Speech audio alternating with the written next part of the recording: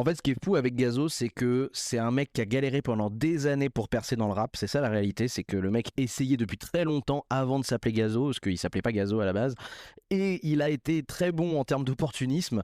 Je le dis pas de manière négative, hein, il a été très intelligent en termes d'opportunisme au moment où la drill, BK et UK, fin des années 2010, commençaient à faire parler d'elle sur les réseaux, à avoir une petite hype, à avoir une espèce de fraîcheur en fait par rapport à ce que le hip-hop pouvait proposer. Et ce qui s'est passé, c'est que Gazo, qui galérait depuis des années sous le nom de Bramsou, faut savoir qu'avant, au milieu des années 2010, même début des années 2010, il était déjà dans le game et il essayait déjà de faire des clips, de commencer à faire son trou, et ça n'a pas beaucoup pris sous le nom de Bramsou, et c'était surtout de la trappe hein, de l'époque, typique de ce qu'on connaissait de la période post-or noir de Caris, grosso modo.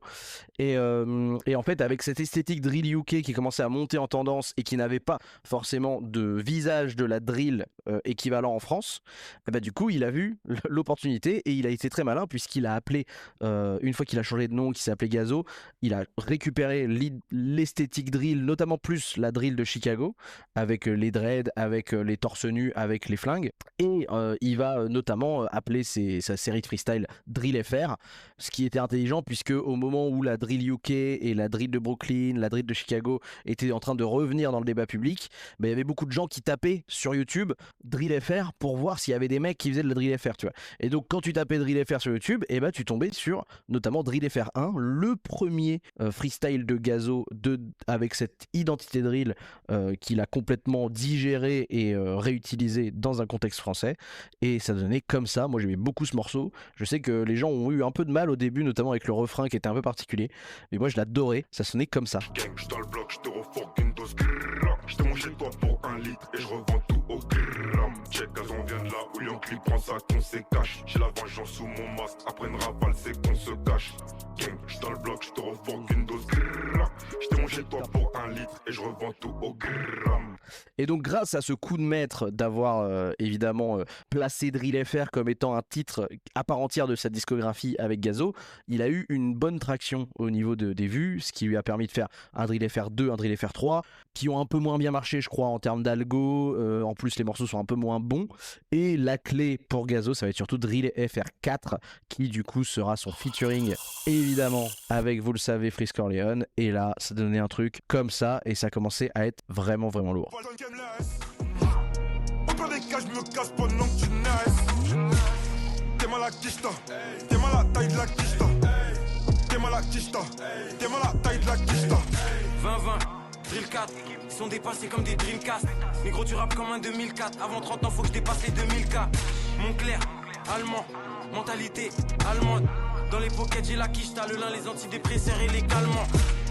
Bref, voilà, vous avez compris. Et après, évidemment, une fois que Drill FR 4, étant donné que Freeze Corleone faisait partie aussi depuis grosso modo projet Bluebeam, son album qui commence à un peu créer tout le mystère autour du 667, Mange-Mort Squad, nouvel ordre mondial, nouveau rap mondial, je sais pas quoi. Les gens commencent à être un peu fascinés par Freeze Corleone. Gazo commence à avoir cette esthétique drill à la française que tout le monde attendait, en mode on a de la drill UK, on a de la drill Chicago, pourquoi il n'y a pas de drill française? Boum, on met les deux ensemble, ça fait des chocs à pic, ça a fait énormément de buzz, et quelques mois plus tard on a le plus grand R&B'er de Belgique qui lui fait son Drill FR 5, le bon vieux Hamza. Y'a ta bitches qui veut qu'on la capte. Mais depuis le midi j'ai passé le cap. J'paye le télo pas pour jouer aux cartes. Si je suis un salaud c'est que t'es une salope, alors tu la fermes, ta gueule les cartes. Et voilà, et après, bah évidemment, Gazo commence à rentrer dans le petit cercle fermé des mecs validés et commence à décupler la capacité à faire des feats. Derrière, il va de plus en plus édulcorer sa drill pour faire très vite de la pop drill, un peu dans la même projection que l'évolution de la carrière de Pop Smoke, même après sa mort, où les morceaux vont être de moins en moins avec des grosses basses glidées et des instrus ultra glauques, ultra bressons. On va être de plus en plus sur des sonorités un peu afro drill, avec des thématiques où ça parle d'amour, ça parle de love. Et voilà, notre driller a apaisé son cœur et deviendra, comme vous le savez, un des plus gros noms de la scène française.